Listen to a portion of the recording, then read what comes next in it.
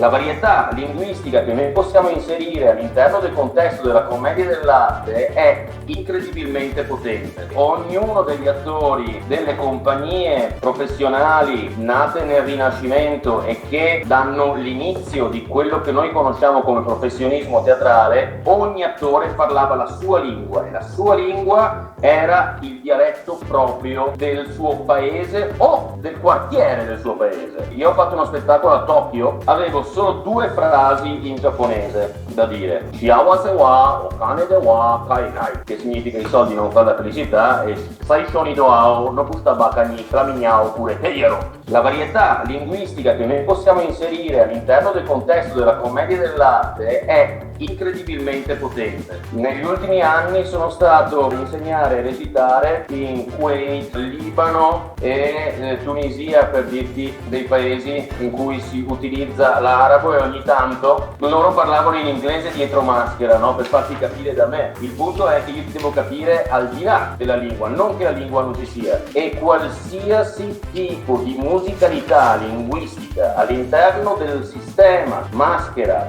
inventato in Italia agli inizi del 1500 è di una potenza espressiva incredibile.